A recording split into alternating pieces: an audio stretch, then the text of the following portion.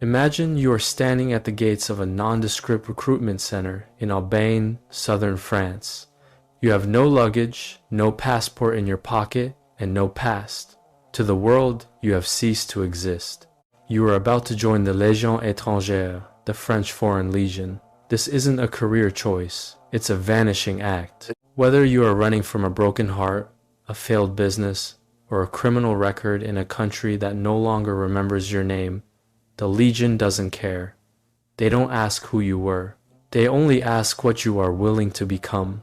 Your journey begins with the Gestapo. That is the nickname for the Legion's internal security service. For 3 weeks, they tear your soul apart. They sit you in a small, windowless room under a buzzing fluorescent light and ask you the same questions for 10 hours straight. Why are you here? Who did you kill? Who is looking for you?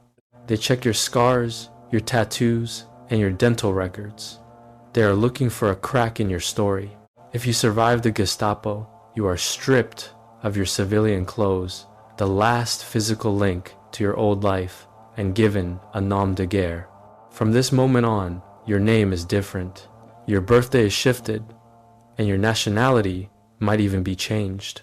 You are a ghost in a Green Beret. The real hell begins at the farm, the 4th Foreign Regiment's training camp in Castelnaudary. This is where the Legion breaks the man to build the soldier.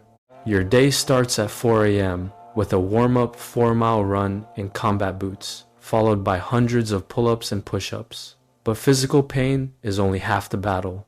The Legion is a Tower of Babel. Your section consists of a disgraced Russian paratrooper, a Brazilian favela survivor, a quiet Japanese salaryman, and a former American Marine. You don't speak the same language, but the instructors, the caporal chefs don't care.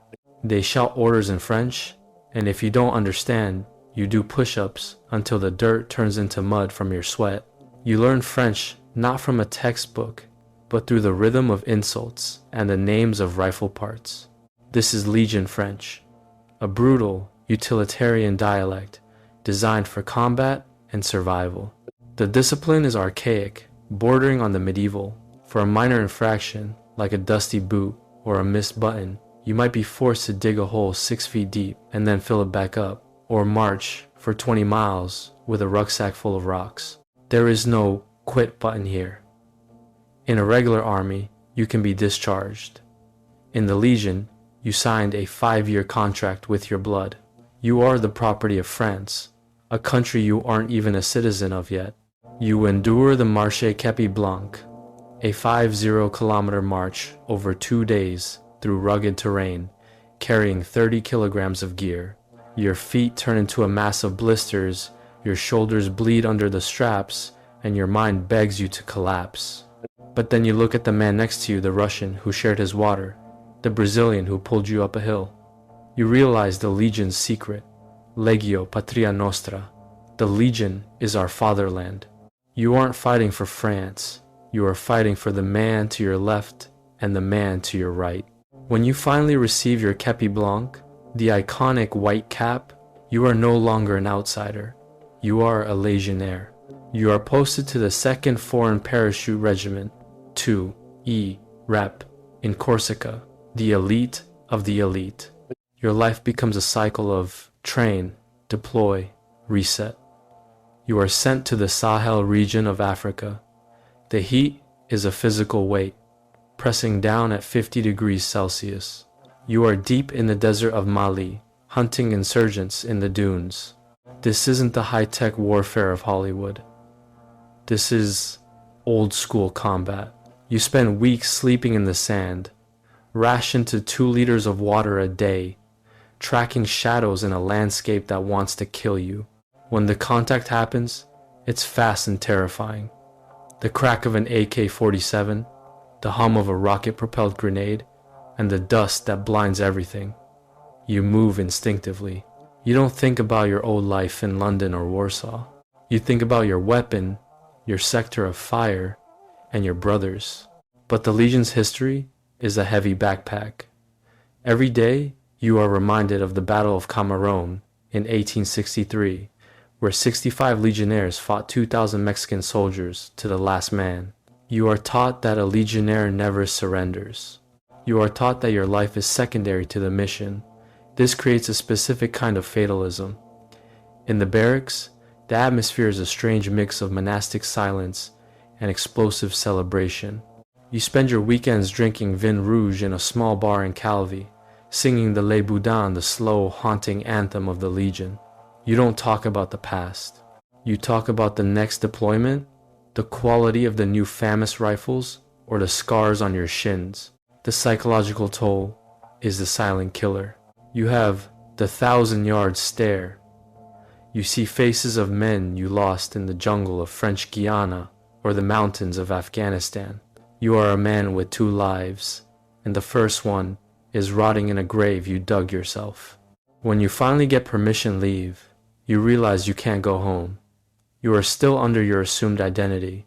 If you see your mother on the street, you have to walk past her. You are a professional mercenary with a soul shaped by the code d'honneur. You find that you no longer fit in the civilian world. The noise of a city sounds like a threat. The comfort of a soft bed feels like a trap. You find yourself counting the days until you are back in the mud with your brothers. As you reach your 4th year, the identity trap begins to close. You can apply for regularisation de situation militaire to get your real name back, or you can apply for French citizenship through Français par le sang versé, French by spilled blood. If you are wounded in action, you become a citizen of France automatically. It is the only country in the world that offers you its heart in exchange for your scars. But as you look at your aging reflection in the barracks mirror, you realize the cost.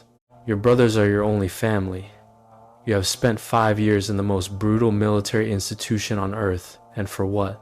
For a small pension and a sense of belonging that exists only within the perimeter of the camp.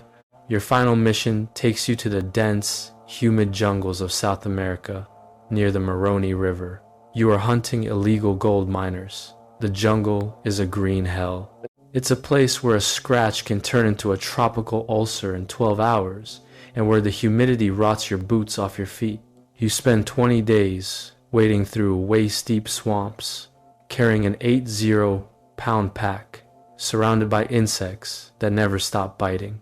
It's here, in the middle of the green silence, that you realize the truth of the Legion. It didn't save you from your past. It just gave you a place to bury it so deep that you forgot where the shovel is.